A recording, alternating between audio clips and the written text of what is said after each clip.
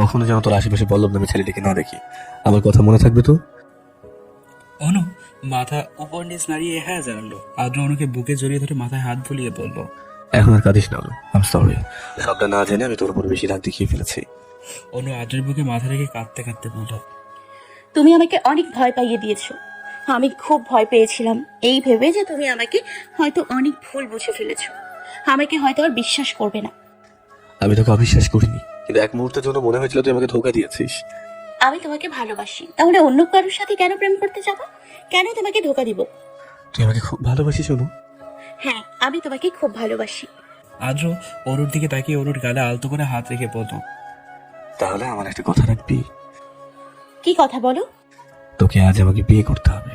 আচ্ছা, আমি তোমাকে সেদিন কি বললাম? আমার সামনে পরীক্ষা। আমি তোকে বিয়ের পরেও পড়তে দেবো, তোর পড়াশোনায় কোনো অসুবিধা হবে না। বিয়েটা করে ফেললে আর কোনো ভয়ও থাকবে না। কেন বুঝছিস না? অনু আদ্রের দিকে তাকিয়ে রইল। আদ্র অনুর দুই হাত নিজের হাতের মুঠোয় করে অনুরোধ করে বলল, প্লিজ অনু, আমি তোকে আজ বিয়ে করতে চাই, আমাকে তুই ফিরিয়ে দিস না। আদ্র এমন ভাবে তাকিয়ে অনুকে কথাগুলো বলছে যেন যেন অনু কিছুতেই না করতে পারছে না। এত নিষ্পাপ মুখ করে কেউ বললে কিভাবে কেউ না করবে? তাই অনু আদ্রকে বলল। ঠিক আছে। আদ্র অবাকের সাথে খুশি হয়ে অনুকে বলল।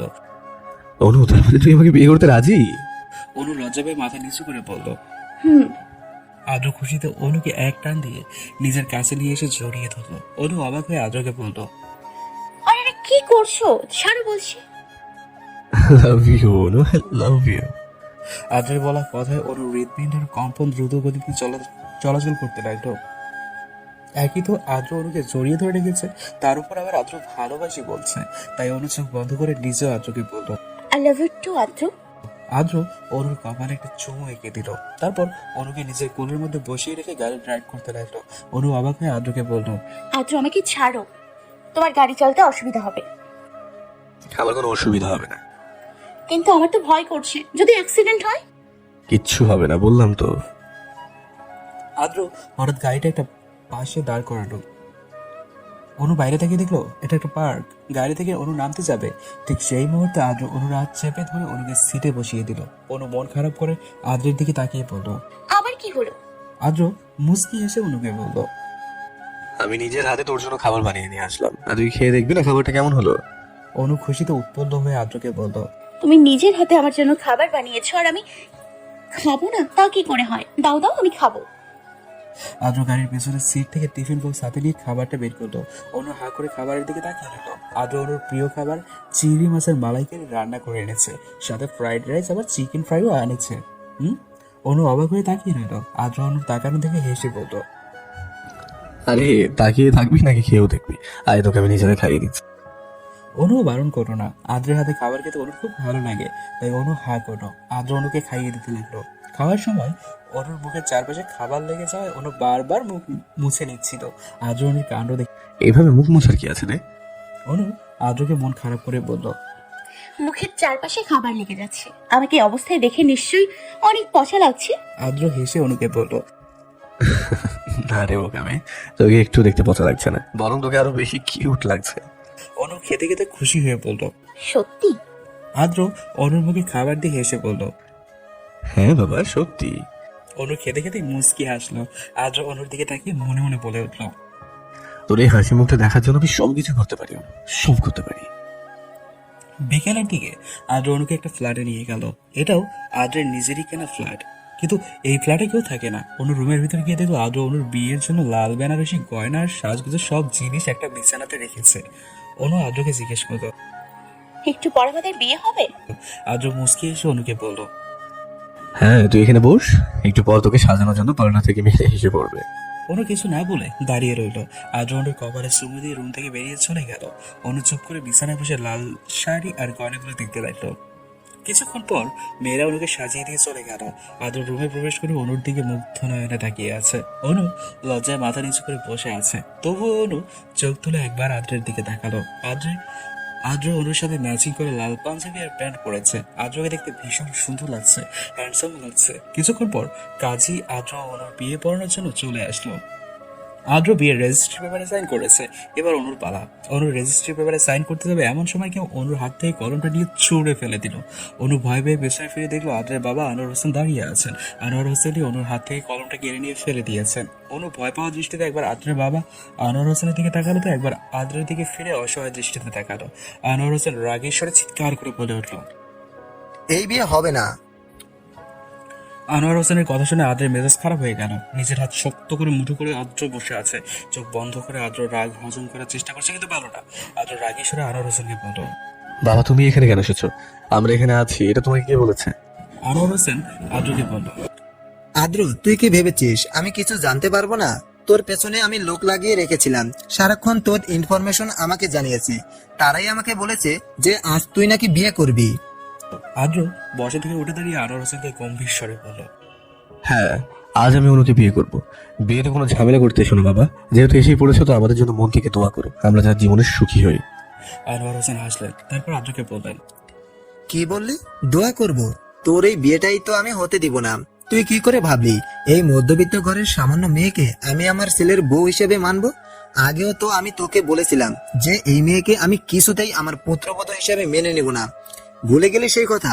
তাহলে কি করে তুই লুকিয়ে বিয়ে করার সাহস দেখাচ্ছিস? আদ্র রাগেশ্বরে আনোয়ার হোসেনকে বলল, বাবা তুমি কিন্তু আবার বেশি অতিরিক্ত করছো। আমার আর অনুর বিয়ের মাঝে প্লিজ বাধা হয়ে দাঁড়িও না বাবা। আনোয়ার হোসেন আদ্রকে বলল, এখনো তো অতিরিক্তের কিছু দেখিসনি, এবার দেখবি তোর বাবা ঠিক কি কি করতে পারে, এবার বুঝবি তুই।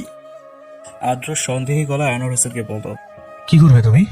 আনোয়ার হোসেন তখন কাউকে জোরে ডাক দিয়ে বলতে লাগলো, এই তোরা ভিতরে আয়। সাথে সাথে অনেকগুলো গুন্ডার দল চলে আসলো। প্রায় 20 জন গুন্ডা এসে হাজির হলো। এত গুন্ডা দেখে অনু ভীষণ ভয় পেয়ে কান্না করতে লাগলো। অনু আনোয়ার হোসেনকে কান্না করতে করতে বলল, আঙ্কেল, আপনি কেন এমন করছেন? আমার আর রাত্রের বিয়েটা ভাঙবেন না। আমি আপনার কি ক্ষতি করেছি? কেন এমন করছেন? আর এতগুলো গুন্ডা নিয়ে কেন এসেছেন? আনোয়ার হোসেন রেগে অনুকে বলল, এই মেয়ে তুমি চুপ থাকো। নেহাতই আদ্রের খালাতো বোন তুমি, না হলে তোমার মতো মেয়েকে আমি আদ্রের সাথে কথা বলার সুযোগ তো দূরের কথা, আমার বাড়ির আশেপাশেও আসতে দিতাম না। আমার ছেলের মাথা চিবিয়ে খেয়ে তুমি আমাকে বলছো তুমি আমার কি ক্ষতি করেছো? অনেক বড় ক্ষতি করেছো তুমি, এই শাস্তি তুমি পাবে। আনোয়ার হোসেনের কথায় অনু ভীষণ কষ্ট পেল। অনু ফুপিয়ে কাঁদতে লাগলো। অনুর কান্না আদ্রের সহ্য হচ্ছে না, তাই আদ্র অনুকে বুকে জড়িয়ে অনুর চোখে জল মুছতে লাগলো। আনোয়ার হোসেন শান্ত স্বরে বলল, বাবা আদ্র, বাসায় চল। আদ্র রাগী স্বরে চোখ বন্ধ করে বলল, আমি যাবো না বাবা। আনোয়ার হোসেন রেগে আদ্রকে বললেন, আদ্র, এবার কিন্তু তুই বেয়াদবি করছিস। আদ্র চিৎকার করে আনোয়ার হোসেনকে বলল, বেয়াদবি করলে বলছি? বাবা আমি অনুকে ভালোবাসি, তাই আমি আজ অনুকে বিয়ে করবো। তুমি কেন আমাদের বিয়ে আটকাতে চাইছো? আমি যে অনুকে নিজের থেকেও বেশি ভালোবাসি, তুমি কি বুঝতে পারছো না? আনোয়ার হোসেন গম্ভীর স্বরে আদ্রকে বলল, তুই নিজের থেকেও বেশি এই মেয়েকে ভালোবাসিস? এটা বলছিস কি করে? এগুলো সব তোর আবেগ, এই আবেগ বেশি দিন থাকবে না। আর আমি বারবার বলছি এই মেয়ে আমার বাড়ির পুত্রবধূ হবে না, হবে না। তোর আমার কথা বোঝা উচিত। আদ্র রাগী স্বরে আনোয়ার হোসেনকে বলল। আমি বুঝতে চাই না, তুমি চলে যাও এখান থেকে। আনোয়ার হোসেন আদ্রকে বলে উঠল, চলে যাব, কিন্তু তোকে সাথে নিয়েই যাব। এই তোরা আদ্রকে ধরে নিয়ে আয়। গুন্ডা লোকগুলো আদ্রকে ধরে নিয়ে যেতে এলে আদ্র সেখানে রেগে গিয়ে গুন্ডাদের সাথে মারামারি করতে থাকে। কাজী এসব থেকে ভয়ে সেখানে দিয়ে চলে যায়। অন্য এক জায়গায় দাঁড়িয়ে আছে। আদ্র সব গুন্ডাগুলোকে মেরে অবস্থা বেহাল করে ফেলে, কিন্তু দুইটা গুন্ডা তখনই অনুর মাথায় পিস্তল ঠেকালো। আরেকটা গুন্ডা অনুর হাত চেপে ধরলো। অনু ভয়ে আদ্রকে ডেকে উঠলো। অনুর ডাক শুনে আদ্র মারামারি অবস্থায় পেছনে তাকিয়ে অনুর মাথায় পিস্তল ঠেকানো থেকে থেমে যায়। আদ্র স্তব্ধ হয়ে যায়। আনোয়ার হোসেন শান্ত স্বরে আদ্রকে বলল, আদ্র, তুই যদি অনুর কোনো ক্ষতি না চাস তাহলে এসব মারামারি বন্ধ করে বিয়ে ভেঙে দিয়ে চুপচাপ আমার সাথে চল, না হলে আমার লোকেরা অনুকে শেষ করতে হাত কাঁপবে না। আনোয়ার হোসেনের প্রতি আদ্র এখন ঘৃণা জন্মাচ্ছে, ভীষণ ঘৃণা। কি করে পারছেন আনোয়ার হোসেন এরকম আদ্র ও অনুর সাথে নির্দয় আচরণ করতে? তার কি একটু খারাপ লাগছে না? আদ্রের মনে অনুকে হারানো ভয় কাজ করতে লাগলো। আদ্র কাঁপা কাঁপা গলায় আনোয়ার হোসেন, বাবা তুমি ওদেরকে বলো অনুকে ছেড়ে দিতে, আমার অনুর কোনো ক্ষতি করতে না করো। আনোয়ার হোসেন আদ্রকে বলল, তুই তোর আর অনুর বিয়েটা ভেঙে আমার সাথে বাড়ি ফিরলেই আমি ওদের বলবো অনুকে ছেড়ে দিতে, না হলে অনুকে এখানেই শেষ হতে হবে। আদ্র অনুর দিকে ব্যথিত দৃষ্টিতে তাকালো। অনু এখনো আদ্রের দিকে তাকিয়ে চোখের জল ফেলছে। আদ্র অনেক আগেই গুন্ডাদের মারা বন্ধ করে দিয়েছে যখন অনুর মাথায় গুন্ডা পিস্তল ঠেকিয়েছে। অনু মনে মনে বলল, তোমার সাথে হয়তো কোনো দিনই আমার বিয়ে হবে না আদ্র। আমাদের ভালোবাসাটা কি এভাবেই শেষ হয়ে যাবে? এত কষ্ট কেন হচ্ছে আমার? আমার শ্বাস নিতে ভীষণ কষ্ট হচ্ছে আদ্র। আদ্রের বুকের ভিতরটা কষ্টে ছিঁড়ে যাচ্ছে। আদ্র হতাশ গলায় হাসার চেষ্টা করে আনোয়ার হোসেনকে বলল, ঠিক আছে বাবা, আমি ওনাকে বিয়ে করবো না। আমার আর ওর বিয়েটা আমি ভেঙে দিলাম। তবুও তুমি আমার ওনাকে মেরো না বাবা। ওদেরকে বলো আনোয়ার হোসেন গুন্ডাদের বলল। এই তোরা এই মেয়েকে ছেড়ে দে। গুন্ডার অনুর মাথা থেকে পিস্তল নামিয়ে দূরে সরে গেল। আদ্র অনুর কাছে যেতে গেলে আনোয়ার হোসেন আদ্রকে থামিয়ে দিয়ে বলল, খবরদার আদ্র, তুই অনুর কাছে যাবি না। আদ্র অনুর কাছে যেতে গিয়ে থেমে গেল, কারণ আদ্র এক সেকেন্ডের জন্য ভুলে গিয়েছিল তার বাবা যে একজন ভয়ঙ্কর মানুষ। আদ্র অনুর দিকে তাকিয়ে রইল। আদ্র চোখে করে জল জমেছে, কিন্তু সেই জল চোখ গড়িয়ে একটু হলো পড়ছে না, দৃষ্টি টলমলো। আদ্রের বুকের কথা বারবার তীব্র ব্যথা হচ্ছে। আজ আদ্র নিজের কাছে নিজেকে বড় অসহায় মনে হচ্ছে। প্রিয় মানুষটিকে একটুর জন্য নিজের করতে পারলো না। অনু কাঁদতে কাঁদতে আদ্রকে বলো, আদ্র, তুমি আমাকে ছেড়ে চলে যাবে? আমাকে কি তুমি ভুলে যাবে? আদ্র মুখ ঘুরিয়ে অনুর দিকে তাকালো। অনুর কান্না কিছুতে আদ্র দেখতে পারবে না। আদ্র আনোয়ার হোসেনকে গম্ভীর স্বরে বলল, বাবা চলো ওখান থেকে। আনোয়ার হোসেন আদ্রকে বলল। চল। অনু পাথরের মতো এখনো দাঁড়িয়ে আছে। আনোয়ার হোসেন অনুর দিকে তাকিয়ে বলল, এই মেয়ে, তুমি এখানে দাঁড়িয়ে আছো কেন? বের হও আমার ফ্ল্যাট থেকে। তোমাকে যেন এখানে কিছুক্ষণ পরে এসে আর না দেখি। আনোয়ার হোসেন আদ্রকে নিয়ে চলে গেল, সাথে গুন্ডগুলো চলে গেল। অনু এখনো দাঁড়িয়ে আছে। এক সময় পর অনু মাটিতে বসে পড়ে কাঁদতে লাগলো। অনু চিৎকার করে বলতে লাগলো, আমার সাথে কেন এমন হয়? আদ্র, তুমি চলে গেলে, আমাকে তুমি ভুলে যাবে? আমাদের তো আজ বিয়ে হওয়ার কথা ছিল, তাহলে কেন সব এভাবে শেষ হয়ে গেল? আমার কপালে তো খারাপ কেন? আমার কপালে কেন সুখ সয় না? আদ্র নিজের বাসায় গিয়ে ড্রয়িং রুমের সবকিছু ভেঙে ফেলতে লাগলো। একটা আসবাবপত্র বাদ নেই যেটা আদ্র ভাঙেনি। আদ্রের মা রেহানা পারবেন আদ্রকে শান্ত হতে বললো, আদ্র শান্ত হতে পারলো না। আদ্রের মন অনুর জন্য পুড়তে লাগলো। আদ্র একসময় নিজের রুমে গিয়ে দরজা বন্ধ করে দিয়ে চিৎকার করতে লাগলো। দরজার পিঠে হেলান দিয়েই আদ্র নিজের মাথার চুল টেনে ছিঁড়তে লাগলো। একসময় রাগের নিঃশব্দে আদ্র কাঁদতে লাগলো। আদ্র মনে মনে বললো, আমি সরি অনু, আমি তোকে ভীষণ কষ্ট দিয়ে ফেলেছি। আমি যে নিরুপায়, এছাড়া কোনো উপায় ছিল না তোকে বাঁচানোর জন্য। আমাকে বিয়ে ভেঙে চলে আসতেই হলো। না জানি এখন তুই কেমন আছিস, খুব দেখতে ইচ্ছে করছে তো তোকে, কিন্তু আমি তো তোকে দেখতে যেতেও পারবো না। অনু রাস্তায় হাঁটতে লাগলো। একসময় একটা রিক্সা করে অনু নিজের বাসায় চলে গেল। আরমান রহমান ড্রয়িং রুমে সবাই বসেছিলেন। অনু বাসায় এসেছে দেখলেন, কিন্তু অনুর পরনে লাল বেনারসি জড়ানো দেখে অনুর বাবা আরমান রহমান অনুর দিকে তাকিয়ে রেগে চিৎকার করে বললেন, সারাদিন কোথায় ছিলি? আর তোর পরনে বেনারসি শাড়ি কেন? অনু ভয়ে কাঁপতে লাগলো। কাবা কাবা গলায় আরমান রহমানকে অনু বলল। আব্বু, আমি সারাদিন অনুর গলায় কথা আটকে যাচ্ছে, কিছু বলতে পারছে না। অনুর মা আমেনা বেগম অনু বাসায় এসেছে দেখে দৌড়ে ছুটতে আসলো। আমেনা বেগম বিচলিত স্বরে অনুকে বললেন, অনুমা, তুই কই ছিলি? মায়ের যে অনেক চিন্তা হয় জানিস না? আর তুই লাল বেনারসি শাড়ি কেন পরেছিস? আর এত সেজেছিস বা কেন? অনু আমেনা বেগমকে বলল। বাবা, আজ আমার বিয়ে হওয়ার কথা ছিল। অনুর কথা শুনে আমেনা বেগম স্তব্ধ হয়ে গেল। আমেনা বেগম অনুর কথা বুঝতে না পেরে অনুকে বলল, কি বললি? তোর আজকে বিয়ে মানে কি সব বলছিস? অনু আমেনা বেগমকে বলল, হ্যাঁ মা, আদ্রের সাথে আমার আজ বিয়ে হওয়ার কথা ছিল, কিন্তু বিয়েটা হলো না। আদ্রের বাবা মানে আঙ্কেল আটকে দিল আমাদের বিয়েটা, হতে দিল না আমাদের বিয়েটা। আমেনা বেগম অবাক হয়ে অনুর কথা শুনে চুপ করে রইল। কিন্তু অনুর বাবা আরমান রহমান রেগে অনুর সামনে এসে দাঁড়িয়ে অনুর গালে ঠাস করে একটা থাপ্পড় বসিয়ে দিল। জোরে থাপ্পড় দেওয়ার কারণে অনু আমেনা বেগমের উপরে হুমড়ি খেয়ে পড়লো। তারপর আমেনা বেগমকে জড়িয়ে ধরে অনু কাঁদতে লাগলো। আরমান রহমান রাগী স্বরে বলতে লাগলো, ছি, এমন মেয়ের বাবা আমি? ভাবতো আমার ঘৃণা লাগছে। শেষে কিনা লুকিয়ে তুই অদ্যকে বিয়ে করতে যাচ্ছিলি? অনু শুধু কাঁদতে লাগলো। আমেনা বেগম আরমান রহমানকে বলল, তুমি আমার মেয়েকে থাপ্পড় দিতে পারলে?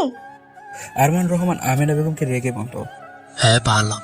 তোমার মেয়ে যে দিন দিন অসভ্য বেয়াদব হয়ে যাচ্ছে, এখন তো নিজের চোখে দেখতে পেলে। কেন, দুনিয়া কি ছেলে অভাব পড়েছিল? তাহলে তোমার মেয়ে অদ্যকেই কেন বিয়ে করতে যাচ্ছে? আদ্যের বাবা প্রচুর অহংকারী মানুষ, তার প্রচুর টাকা গরম। আমরা মধ্যবিত্ত সাধারণ ঘরের মানুষ। আদ্যের বাবা যে কোনোভাবে তোমার মেয়েকে নিজের ছেলে বউ হিসেবে মানবে না, তা কি তোমার মেয়ে জানতো না? অনু কান্না জড়িত স্বরে আরমান হোসেনকে বলল, ভালোবাসা তো কোনো পাপ না বাবা, আমি তো শুধু আদ্রকে মন থেকে ভালোবেসেছি, আর আদ্র আমাকে খুব ভালোবাসে। ভালোবাসা কি কোনো অপরাধ বাবা? আরমান রহমান চেঁচিয়ে উঠে অনুকে বলেন, ভুল মানুষকে ভালোবাসা সবচেয়ে বড় অপরাধ, আর তুই সেই অপরাধটাই করেছিস। আমার মেয়ে এত অন্যায় করে বেড়াবে আর আমি চুপ করে বসে থাকবো? তা তো হয় না।